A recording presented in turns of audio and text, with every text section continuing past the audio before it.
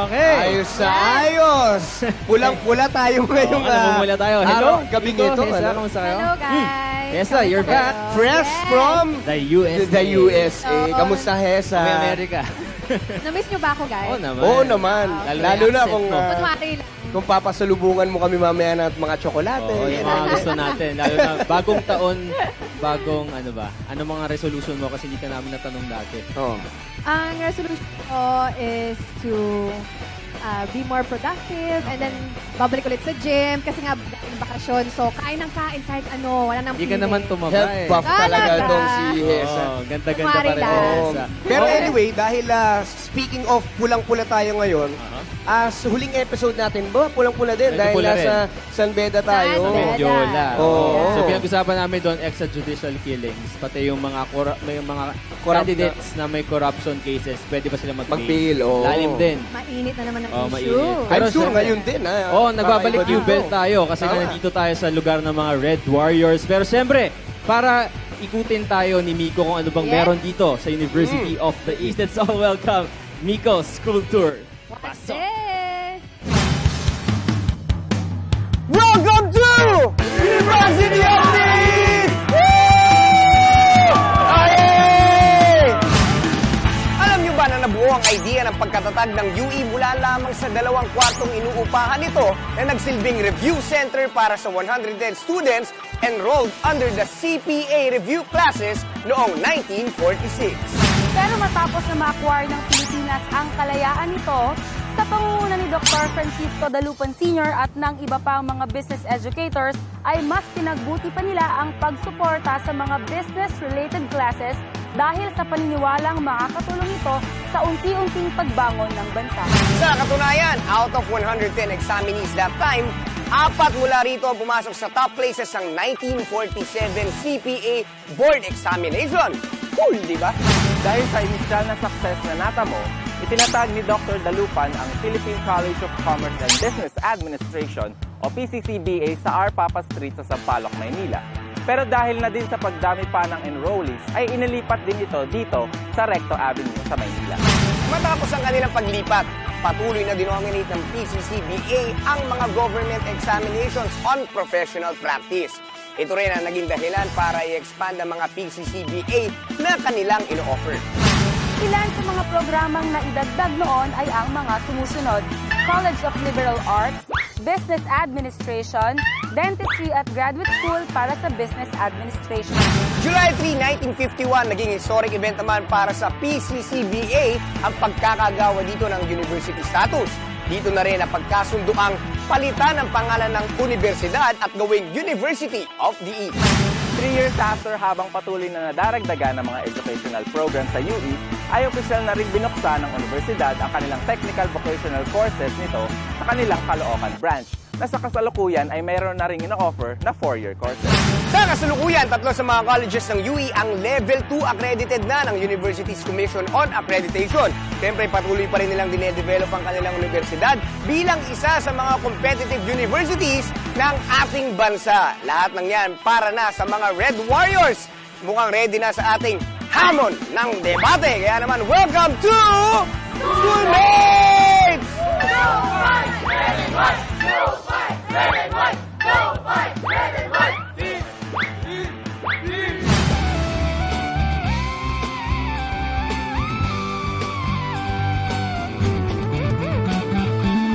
Isigaw ang tinig mo, ihayag sa buong mundo ang karapatan, kalayaan. Buksan ang isip mo, kaalaman ang yaman mo, karapatan,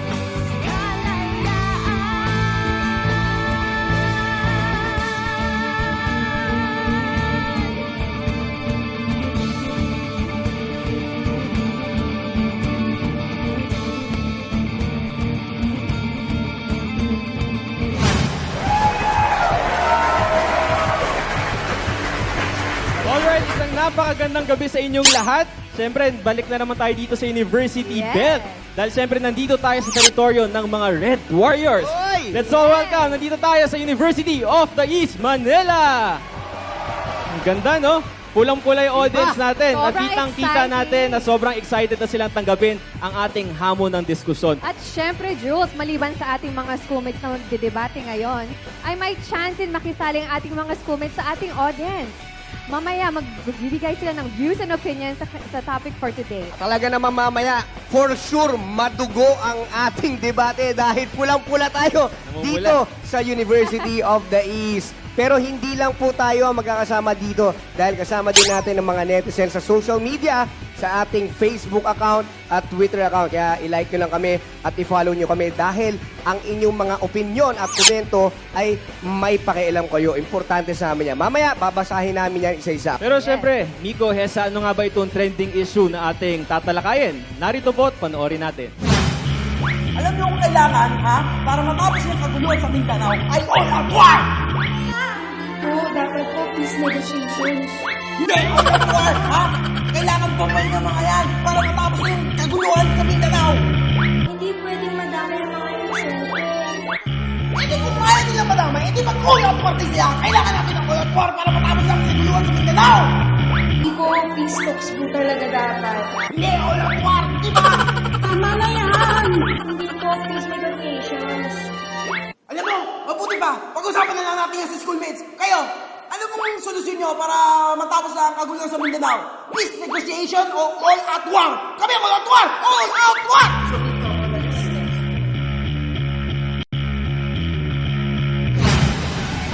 Alright, and there you have it, Hesa. Ano nga ba ang mas epektibong solusyon para sa kaguluhan, lalo na sa may Mindanao? Peace talks nga ba o all-out war? Tama yan, Jules. At alam mo, medyo matagal na itong issue ang kaguluhan sa Mindanao. At marami nagsasabi na open communication ang pinaka-effective na solution sa pagkamit ng kalayaan. Pero in contrast dyan, Hesa, syempre may ibang mga Pilipino rin na naniniwala na humigit na o lumagpas na sa limitasyon yung ginagawa ng mga masasamang loob o yung mga terorista. Kaya ang sinasabi nila, para tuldukan na yan, all-out war na lang. Kaya maya-maya lamang, Hesa, maririnig natin kung ano ba yung iba't ibang punto ng ating mga debaters. Alright, kaya para masimulan na natin ating talakayan, sino-sino nga ba ang dalawang grupo natin for today? Actually, Hesa, ang ating debaters ngayon ay galing sa UE College of Law. At para sa ating unang grupo, na naniniwala na mabisang paraan para sa pagkamit ng kapayapaan ang peace talk. Let us all welcome Jamael, Wisdom, and Nichelle. White team. Alright. At sila naman ang naniniwala na all-out war ang solusyon. Let us all welcome Ria, Marcon, and Monica! Yan. So sila ang mga debaters natin from the UE College of Law. Yes. At maliban nga sa ating debating team, ay may chance din sumali ang ating mga schoolmates sa audience natin at social media. Miko, kamusta naman dyan? Thank you, Hesa. Pwede pa tayo magpalakpakan na may kasamang sigawan? Alam niyo, Jules, Hesa, may hinandang cheer ang ating UE Red Warriors dito. Go, go, go. Oh, Sige, sige nga. sabay-sabay Ganda tayo tayo. para ipakita natin na ready na tayo. 3, 2, 1, go!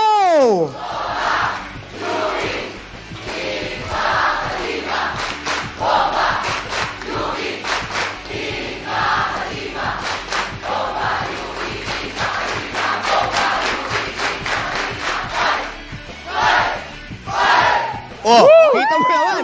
Fight, Grabe. fight, fight na. Mabigat na, bombahan na to eh. Kaya ibabalik ko na dahil ready na ang ating audience dito sa UE. Back to you, Jules and Hesa. Maraming salamat sa iyo, Miko, at syempre sa ating pagbabalik simula na ng ating mainitang diskusyon dito lamang sa Schoolmates. May pakialam ka.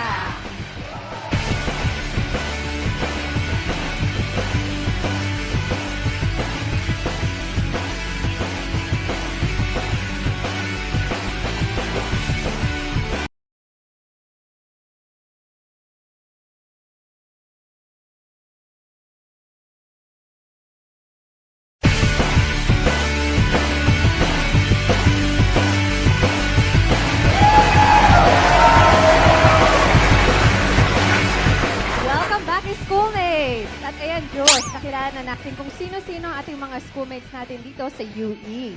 Sila ang magdedebate sa issue, ano ba ang pinaka-effective na solution sa kaguluhan sa Mindanao. Peace talks ba or all-out war? Tama yan. Kaya naman bibigyan natin ng tig 2 minuto ang bawat team leader at tig 1 minute naman ang bawat speaker para sa kanilang argumentation or sa kanilang constructive speech. Kaya para simulan na ang ating debate, simulan natin yan kay Jamael. Go ahead. There's this saying, respect begets respect, and violence begets violence. We on the government side believe that it is the proper peace negotiation that will solve the peace problem in Mindanao. First, but let me be clear here, we are not to negotiate with any terrorist at all. We only negotiate with insurgents to once and for all resolve not only what is their problem, but the problem of the whole Mindanao. So, I think it would be helpful if we will know where are these insurgents coming from. So, as we all know, there is a bit of cultural issues because they feel that they don't belong us. They feel oppressed. And it was worsened by feeling that all their social needs are not being addressed properly, such as but are not limited to. First, livelihood, proper education, infrastructure, even the basic needs. Food, shelter, it is not addressed properly. According to their point, we admit that the present efforts is not proper peace negotiation. Why? Because it is incomplete. What holds these insurgents to exclude themselves from the Philippines is because of that problems. They feel oppressed. They feel that their social needs are not being addressed properly. Hence, we propose that instead of going peace negotiations with them, going to agreement with them, we should also simultaneously address their social needs. And with that, it will cause them to feel that they already belong. Hence, they will not think to exclude themselves from the Philippines anymore, and true peace will become true. Now, why peace? Because peace negotiation entails many benefits, and one of which is that we will be able not to extend the collateral damages of engaging to war into the innocent individuals in the Mindanao. Unlike when we engage on war, it is inevitable that we will include them in the war. Hence, we will inflict injury and damages to them. And politically speaking, war is not a win-win situation. There will be a chance of losing. Hence, this war is not a proper way to achieve the peace in Mindanao. All right, Okay, thank you thank so you, much, Jam. Jamael. Okay, yan. So nilinaw nila sa side ng peace talks na hindi terrorist ang kanilang nininegotiate dito, But kundi yung mga insurgents. insurgents, At yes. yung sinabi pa nila dito, pinoint out nila na maraming mga cultural differences. Yung background, dapat daw yung muna alamin natin. And during the peace talks, sinabi nila dito, ang proposal nila is to address their social needs. So ito yung kakaiba, no? Actually, bago to sa narinig ko on peace talks. Yes, So tingnan natin kung actually. paano sasagutin ng next group. All right, Ria, go ahead. Peace negotiations have become a way for the insurgents to get their self-serving interest or demands from the government. Hence, we on this side believe that now is the time for the government to stop giving opportunities to these self-serving demands of these insurgents and start catering to the needs of the entire populace. Hence, we believe that the only way to have this result is by waging war. First, let me start by saying that there is good in war. Status quo dictates that, yes, there is an ongoing peace negotiations nowadays. However, reality would say that there is no such thing as peaceful negotiation in this case, since violence still happens every day, and these can be attributed to the activities of these certain groups. However, when we wage war with them, there is this what we call rule on engagement, and violence will be expected, hence the civilians will be ready. But if we will pursue these peace talks, violence will be unexpected, hence these civilians as well as the military will not be ready. The result of this is there will be higher casualties. Next point. In peace talks, there is this fear of uncertainty as to its length, but violence is still inevitable. However, in war, though we agree that it may be costly on the part of the government, what we are looking at is a long-term solution, because what the government is addressing right now is a solution, to achieve momentary peace, because we all know that there are bigger demands from these insurgents which the government will not be able to satisfy, and as a result, it will pave the way for the creation of another breakaway group such as MILF and now BIFF, and who knows what kind of group will arise next.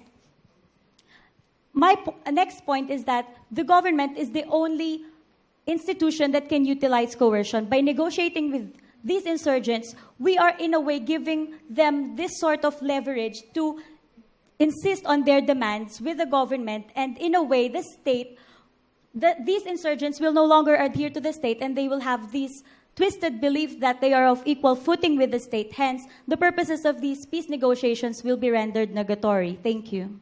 All right. Thank you so much, Ria. So, pinoint out ni Ria, no, that during peace negotiations, that it's not effective. Kasi daw, we have to cater to the population. Yes. And in terms of war, yes, there will be casualties. Pero may mga rules of engagement naman daw, Jules. So, very interesting yung mga And sinabi niya pa nila. dito kanina na dapat long-term solution daw Yes. yung gawin ng gobyerno. Kasi as of now, feeling nila na medyo short-term lang yung nakikater ng peace talks as of now. Kaya ngayon, pakinggan natin kung ano masasabi ni Wisdom. Ano bang wisdom mo for this? Okay. Go ahead. In life, candid and sincere conversation resolves even deepest of conflicts. We believe that the same is true with proper peace negotiations. In proper peace negotiations, the government and the insurgents will be able to talk about on areas such as economic development, livelihood, and reparation of Moros. Now, why peace? Why not war? Because war is more costly than peace. What I mean is this. In war, money will be spent on military equipment, which we all know is expensive. While in peace negotiation, less will be spent and more time will be focused and allotted on planning, on how to resolve the crisis of Moros in Mindanao, which will eventually bring peace in that region of the Philippines. Alright, thank you so much, Wisdom. Very simple yung sinabi niya Yes. na mas magastos daw kung may gera kumpara sa peace. Kasi kung peace talks nga lang din, ang proposal nila dito kanina, na pwedeng pag-usapan yung economic conditions nung lugar na yon, na mas Yes. magbe-benefit pa yung community. All right. Thank you so much. And Marcon, ano masasabi mo dito? Peace negotiations will allow for the MILF to create a sub-state. It is contrary to law, and it is belligerent to justice and the entire legal system of the Philippines. How? The Philippines is only one state.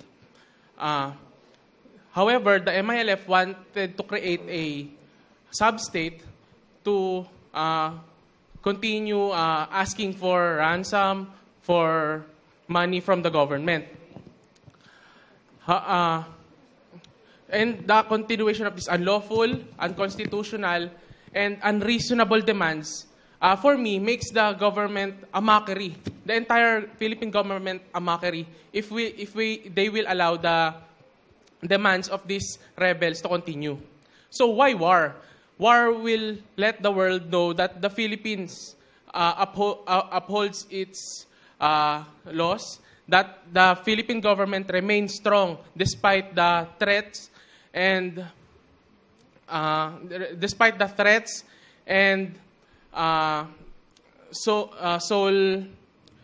demands of these terrorists. The Philippines takes pride in its republican and democratic state. So I think it's only right that the Philippine government should uphold its laws, and it should be kept that way. All right. Thank you so much. Okay, so yan, no? Nilalagay niya na context yung usapan natin ngayon kasi nga merong usapin ngayon sa Mindanao, yung Bangsamoro Basic Law, yung Yes. meron pang pagsasagawa ng sub-state na So unconstitutional gusto nila daw. maging independent from the Philippines. Parang ganon. Correct, Kasi kanina yes. nilinaw niya kanina ng Pilipinas, isang state lang yan. Kung papayagan daw ng gobyerno na It's magkaroon ng... unlawful Yes, it's unlawful. and Kaya ngayon, unconstitutional. let's listen from the government side ang kanilang final statement for this part. Go ahead, Nichelle. two things, ladies and gentlemen, two things that this peace negotiation can really brought to us. First is the tightening up of this internal security that we can have if there is lesser numbers of casualties, there's lesser number of those people who are going to die, which is the problem with the opposition team. They haven't justified these killings that this all-out war can bring to us. And second is fostering good relations and community relations within the Philippine government and, of course, the Mindanao people. If we'll have this fostered relationship, this communication with them, is that we adhere the Universal Declaration on Human Rights as the international law gives us. So, ladies and gentlemen, it gives the government a certain amount of trust from the people of Mindanao and also a second chance, at the other hand, to these rebels to actually come back in the society. Hence, the government side stands firm with the peace negotiations, the proper peace negotiations. Okay, Okay, thank you so thank you, much, Michelle. Michelle. Okay, very simple So na din she had sinabi 2 niya. points, Yep. diba? Number 1 would be tightening of internal security. Yes. And And fostering fostering. of good relations. Pero siyempre, kailangan din natin linawin, Hesa, sa mga audience natin, na when we're talking about Mindanao, we're not pertaining to the whole population of Mindanao Yes. because it's only an isolated case in Mindanao. Mindanao is a huge land. So, walang So, kaguluhan hindi sa buong hindi Mindanao. naman sila lahat. Yes, para malinaw lang sa mga audience natin. All right, Okay? thank you so much. And Monica, would you like to share something? It's been a cycle for both the government and the people of Mindanao. How so? After satisfying the self-serving demands of the rebellious group or the insurgent groups, a breakaway group now emerged with new set of self-serving demands. And the cycle goes on, as it was said by my first speaker. While the government is going through the never-ending negotiations, the government extends effort to appease and reach out to these rebellious groups, which entails giving into their demands, and furthermore entails expenses that even though we have, or rather our government have vast resources, we are only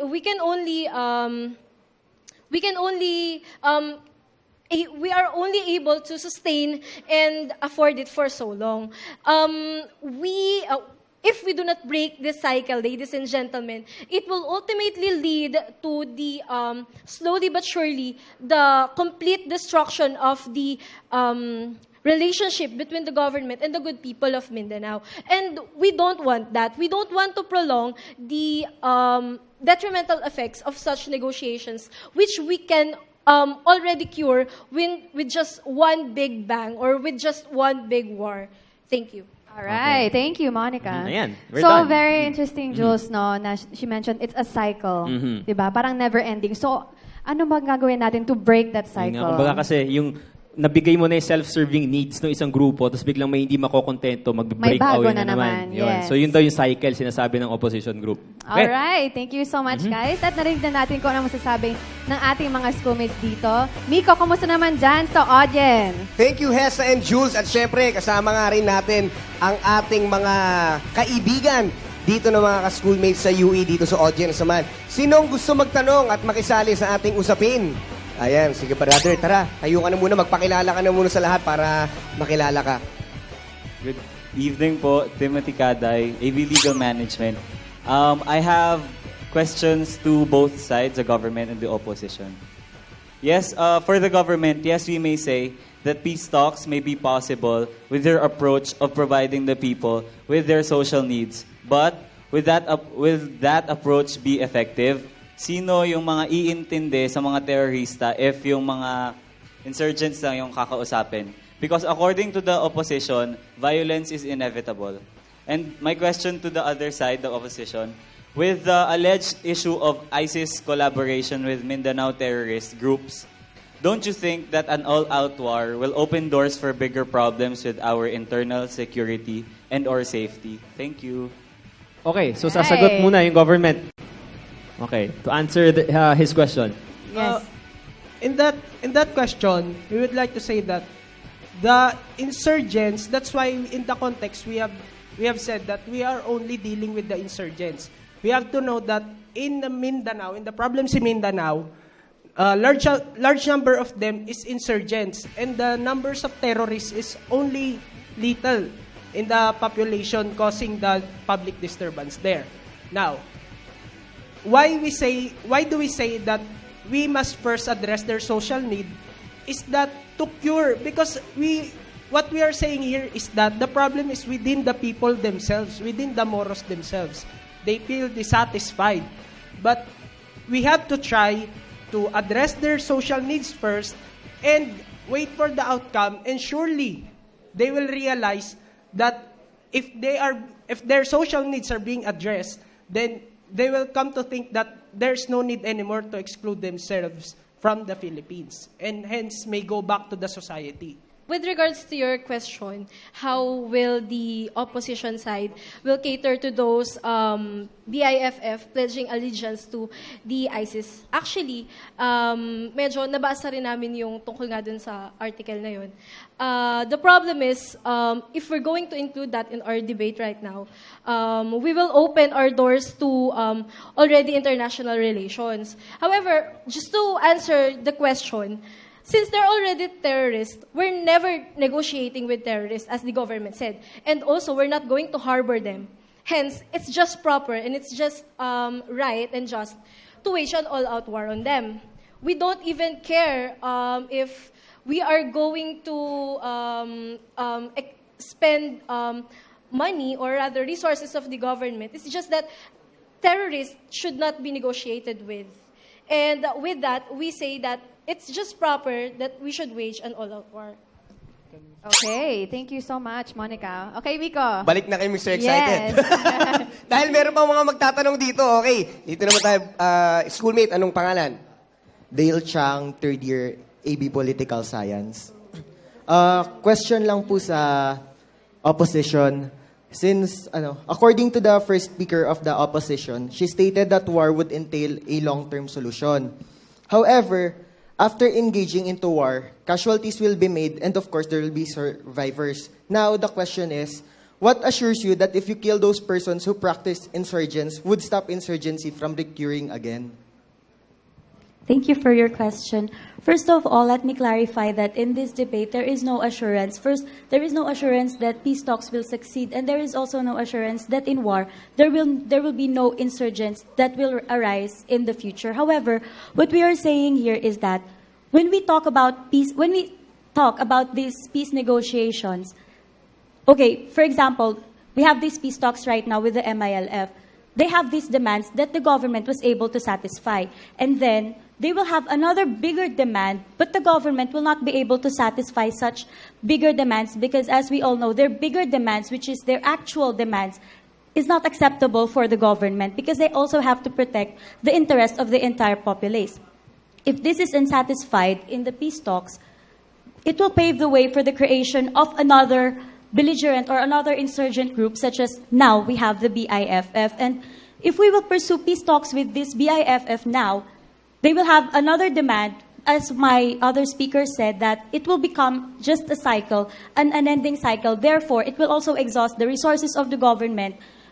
Instead of them focusing on other areas after the war, such as the recovery and the focusing on the areas of such as education and their social security and other needs, social needs of the people, they will be focusing their efforts in negotiating through and through with these belligerents, different belligerents, and who knows what might arise in the future of another insurgent group, such as, I don't know, another breakaway group from the BIFF, which is more extremist in this case. So parang paulit-ulit na lang talaga siya. Yeah, become a cycle. All right, thank you. Okay, maraming salamat. At kasama din natin ang ating mga netizens na nagpadala ng kanilang mga komento sa ating social media accounts sa Facebook and on Twitter.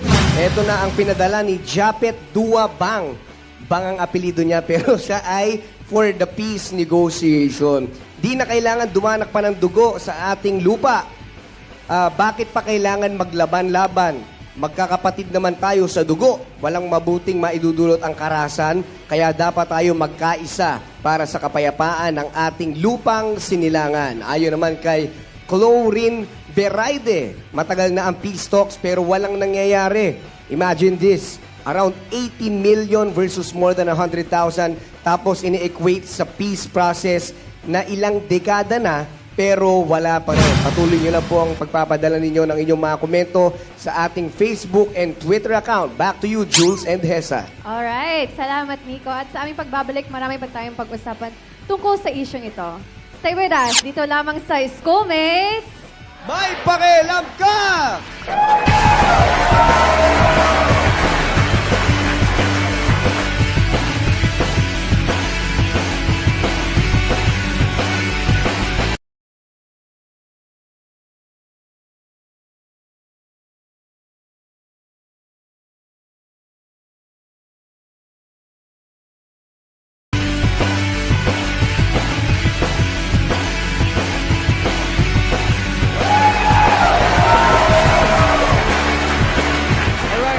Back, and of course, you're still watching is Schoolmates. Okay, at this point, Hesa, bibigyan na natin ng chance yung mga debaters natin for their rebuttal. But before that, recap muna tayo yung mga points na sinabi nila kanina. Okay, for the white team na syempre gusto sa peace talk, sabi nila kanina, nilinaw nila na yung point sila dito na hindi naman sila mag-negotiate with terrorists, rather yung insurgents. Tapos, kailangan daw alamin natin yung background ng mga insurgents na to kasi for sure, they just feel oppressed kasi may kakulangan maybe sa livelihood, sa food, education, etc. And what they're proposing is to address their social needs aside from within the peace talks. And then their other speaker said na ang war daw mas costly siya than having peace. And lastly, their other speaker said na dapat mag-foster ng good relations with the whole community. Alright, Jules. And dito naman sa opposing side, no, just a summary ng mga points nila. Sabi nila that they want to cater to the population. And may rules of engagement naman in case that we result into war. And because of war, this will cause a long-term solution. So which begets change. So yun nga. And also, they said that na isang cycle pala to, Jules. Paulit-ulit lang. So we need something very effective, which is for them, is to propose all-out war na talaga. Okay. Alright, so ngayon, sisimulan natin rebuttal natin. Pero syempre, yung burden naman talaga dito, Hesa, nandito sa Black on the Team. opposition Kasi side, gusto ng yes. all-out war, yun naman talaga yung pinaka-contentious na point dito. So, sisimulan natin sa inyo. Kapag all-out war, hindi tayo sure na hindi maapektuhan pati yung mga civilians, yung mga innocent lives. So, paano natin ma-assure na walang mamamatay na civilian? Hindi naman talaga natin maa-assure na walang mamamatay na civilians. Meron at merong mamamatay na civilians. However, sinabi na nga namin na in peace talks kasi, sinabi ko kanina na yung violence na caused by these belligerents or by these insurgents, ang biktima nun ay civilians din naman. So, pag nag-wage tayo ng war sa mga insurgents na ito, expected nila ng mga civilians, expected nila na may mangyayaring violence. Hence, mas magre-ready sila sa posibleng mangyari. So, may mamamatay pero ano siya part talaga siya. Pero ganito, ano ba yung proposal kung saan mas marami yung mga harm?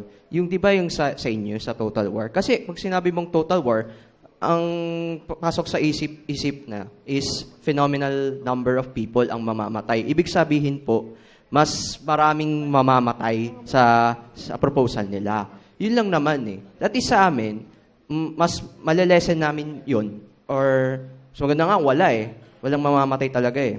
Yun lang. Gusto ko lang sanang sagutin na kaya namin pinopropose yung all-out war is because even with the existence of peace negotiations, meron pa rin tayong unrecorded violence na nakikita natin sa news, which is just, how do we say this? We just called it petty encounters. Pero marami ring taong namamatay. And through the course of time, parami sila ng parami. Yung volume ng namamatay sa tagal ng panahon, feeling ko and I think statistically it will say that mas marami yung mamamatay kung magsisimula tayo sa negotiations with MNLF to BIFF, mas marami yun kesa kung mag-wage na tayo ng all-out war now. meron naman tayong countermeasures to assure that the casualties that we will incur will be minimized. Hindi naman natin, porke sinabi nating all-out war, raratratin na lang natin yung mga tao dun eh. Meron tayong tinatawag na precautions. Pwede tayo mag-set kung saan yung battlefield, pwede tayong mag-set kung saan natin aayusin yung sites ng mga kailangan nating i-rescue, di ba?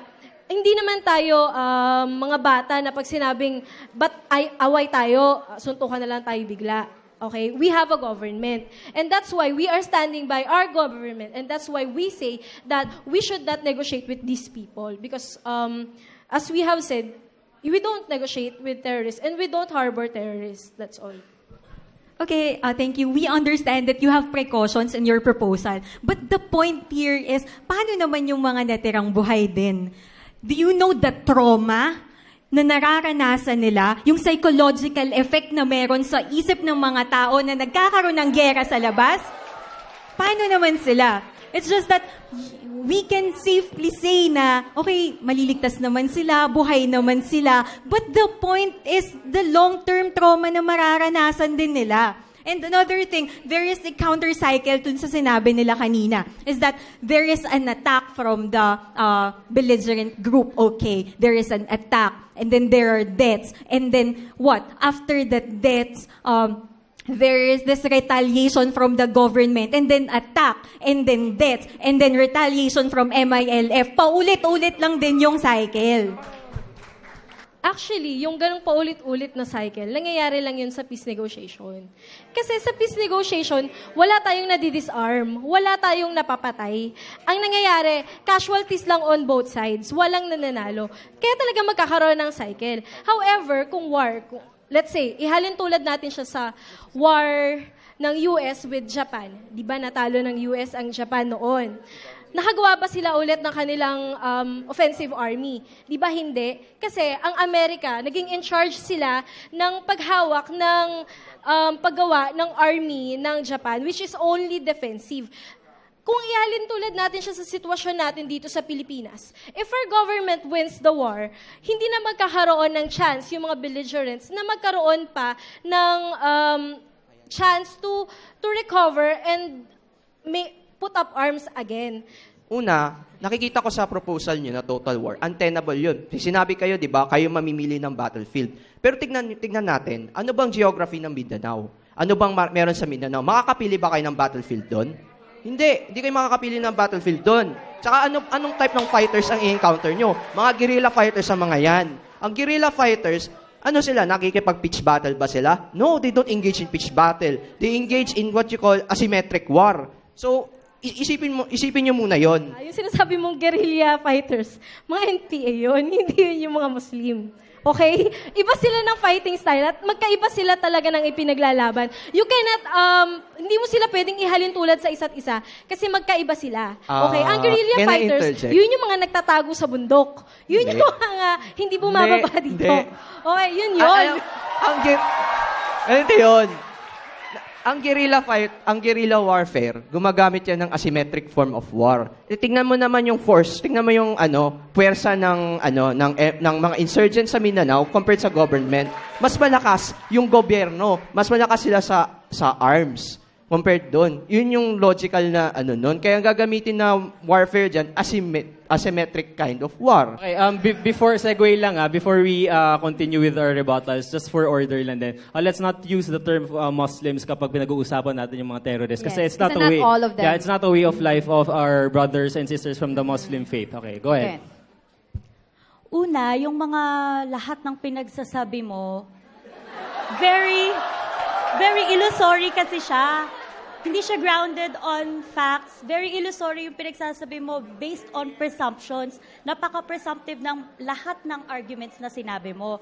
Ngayon, ang problema kasi sa inyo, you are very idealistic sa pagsasabi ninyo na pag sa amin, pag sinunod natin ang all-out war, maraming mamamatay. nag-agree naman kami, very realistic ang side opposition na marami talagang mamamatay. Pero kasi sa'yo, sarado yung utak ninyo, iniisip nyo lang na kapag peace talks, since there is the word peace in peace talks, iniisip ninyo walang namamatay. Kanina pa namin pinipilit ipukpok sa inyo na may casualties na pag tinotal ninyo yon, katulad lang din ang mangyayari sa war. At sa inyo, merong unending cycle at sinasabi ninyo na sa amin very costly. Okay, fine. Very costly nga ang war. Pero you have to take into consideration that your proposition is also very costly. Kasi unending peace negotiations yan dahil magkakaroon ng breakaway groups at marami pang masusundan yan. At the same time, ina-address ninyo yung casualties. Excuse me. Wait lang feeling ko na-exhaust na yung points on this matter. So meron pa kaming last question para sa rebuttal. Tapos meron pa naman kayong final statement mamaya. So doon nyo i-sum up lahat ng gusto nyo sabihin. Go ahead, Jessa. Alright, Jill. So yung tanong ko is, if we pursue the peace talks, can we believe the rebels? Kung they say, okay, ito yung gagawin namin, should we believe them? What are your thoughts? Rebelde nga sila di ba? Yeah. Of course, kung gagamitin natin yung sinasabi naming proper peace negotiation. Ang problema kasi dito sa present efforts, well, maganda siya. In a way na at least mayroon. Nakikita natin nag-e-effort ang gobyerno.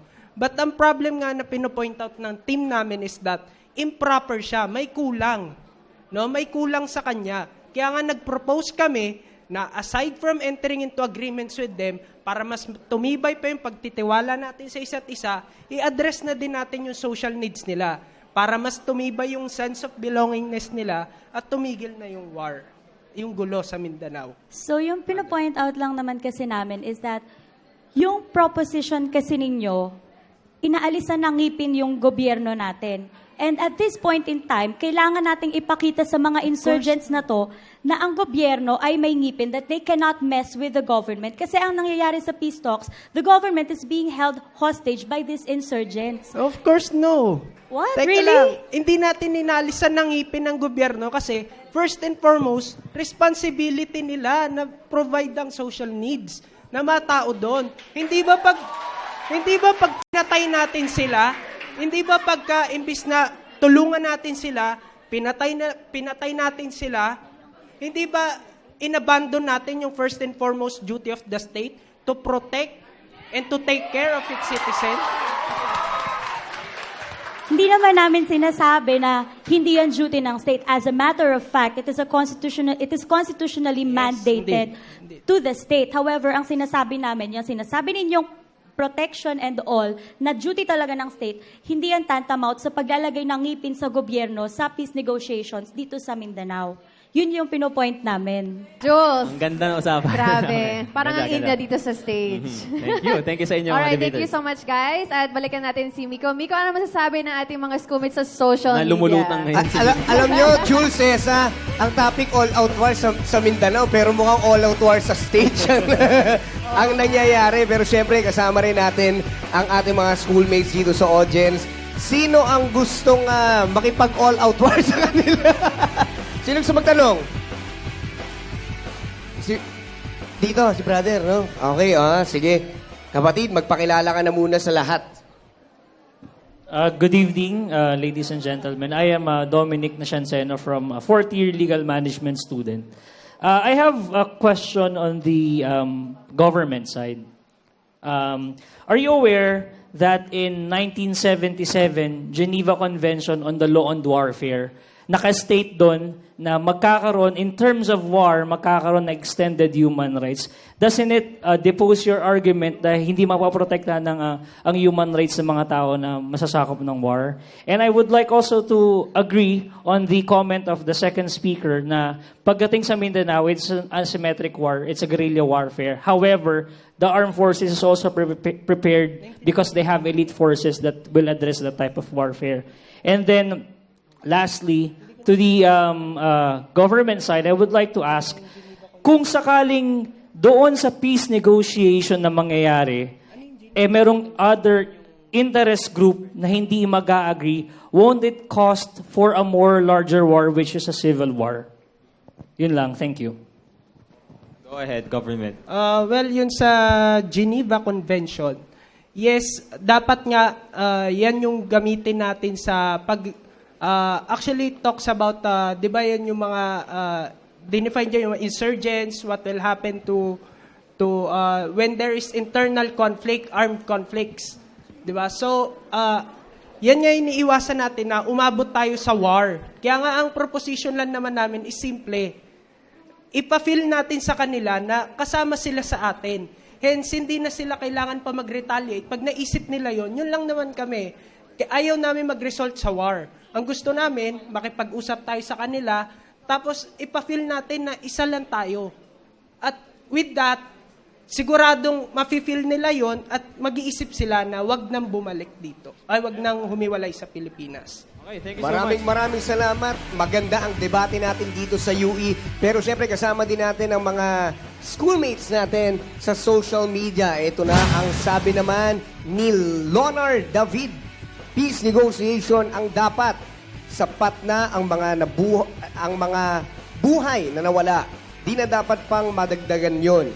Sobrang napakasakit sa pamilya ng mga namatayan ang mawalan ng mahal sa buhay. Sabi naman ni J.R. Enriquez, Raquel, hindi maitatama ng isang mali ang isa pang pagkakamali. Siguro kung iisipin nga, nakakawalang pag-asa, nakaliwat ka ng patayan na hindi mapigilan ng peace negotiation. Pero lahat ng bagay nadadaan sa mabuti at magandang usapan. Napakaganda nga naman ang ating usapan dito sa UE. Kaya naman, isend nyo lang ang inyong mga komento at i-follow nyo lang kami sa Facebook and like us. Follow nyo kami sa Twitter at like nyo kami sa Facebook.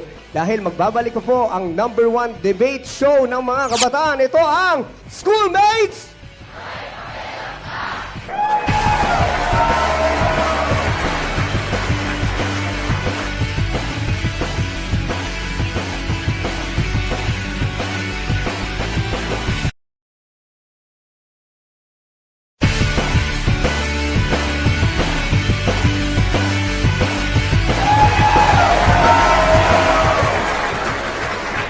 Welcome back to Schoolmates. Wait, Miko, Yes. Hesa, ang ganda ng Grabe. topic natin ngayon. Grabe. Ang gaganda ng points nila, sobrang Super init naging nga. heated yung debate natin for Aha. today. May all-out war na dito. Ganda naman points sila. Pero Yes. syempre, bago tayo magtapos, hingin muna natin yung final statement ng bawat grupo. Kaya simulan natin kay Jamael. We on the government side stand firm to our position that it is the proper peace negotiation, the best avenue to resolve the peace problem in Mindanao. Because, as we have said earlier, proper peace negotiation entails many benefits, as we have discussed earlier. And while war, as you know, it only adds coal to the fire. It will only worsen the situation. And we should know that war does not resolve anything at all, because it does not determine who's right. It only determines who's left. Thank you. Thanks, Jamael. Thank you. And yes, let's hear from Ria. Go ahead. As we have mentioned earlier, we believe that war is the way to resolve the problems in Mindanao. First, because we have discussed that, yes, war may be costly, but its effect is actually long-term. And we have discussed the disadvantages of peace negotiations, such as this so-called unending cycle. Now, we believe that the state can be likened to a parent wherein it will give their children, it will give us what we need, but it will not always give us what we want. And at times, the parents has to address the behaviors of their children by using drastic measures in order for them to have these children disciplined and well taken care of. And finally, it is not our goal to let the people of Mindanao suffer or to have them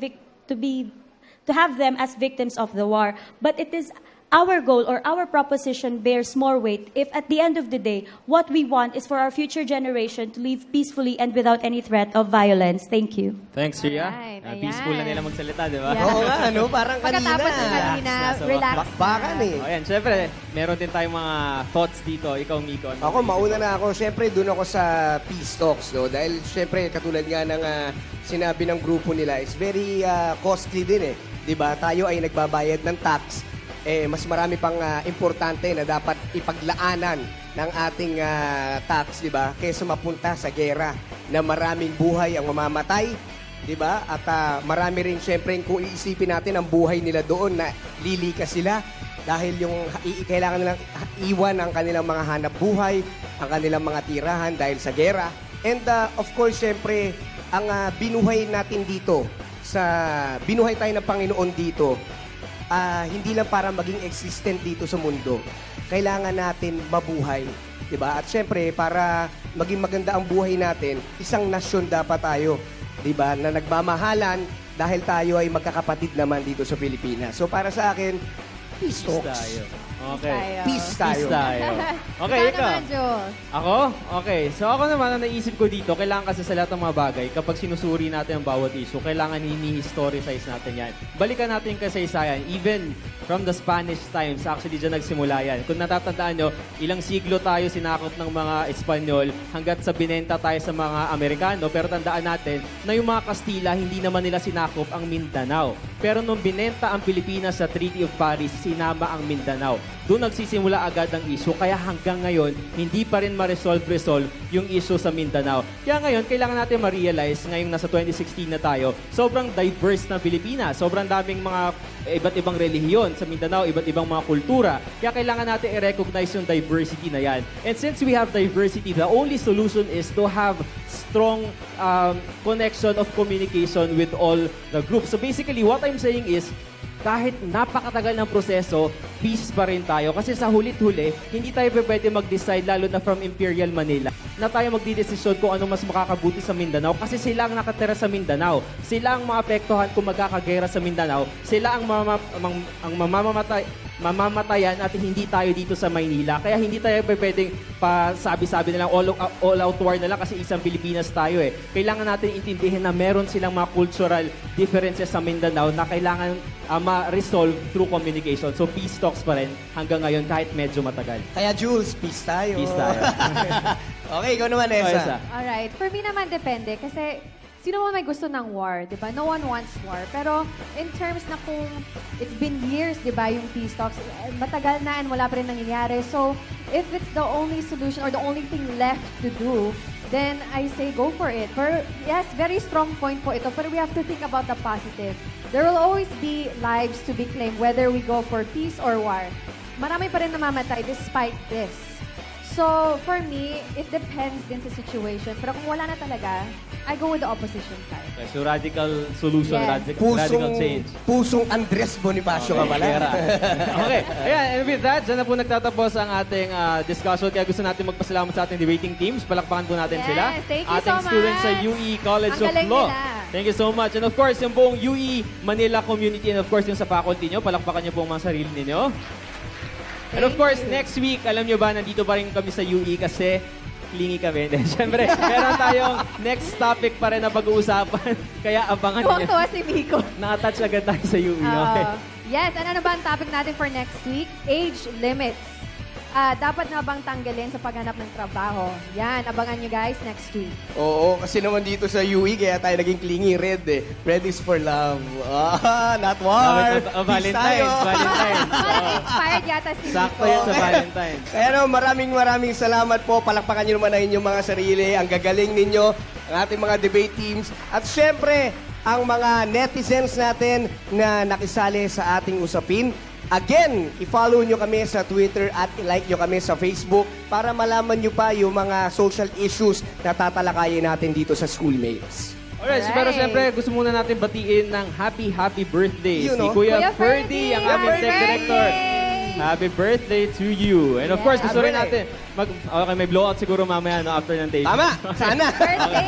Birthday. Okay, siyempre gusto rin namin magpasalamat sa Maynila na lagi Yes, thank you kaming, very much. kaya hindi kami nauuhaw. And of course, I'd like to thank Jewels and Albert Mutok for my hair. Thank you so much. And I would like to thank Laura Cosmetics for my hair. Ako naman, Nessa Stilia Salon, mabuhay po kayo. Alright. And with that, ating tandaan sa bawat usapin, sa bawat issue, may boses ang kabataan. Sumali, makinig at makiisa dahil ang opinion nyo ay mahalaga. Kaya naman sabay-sabay natin isigaw sa buong mundo. Schoolmates! May pakialam ka! Sigaw ang tinig mo, ihayag sa buong mundo ang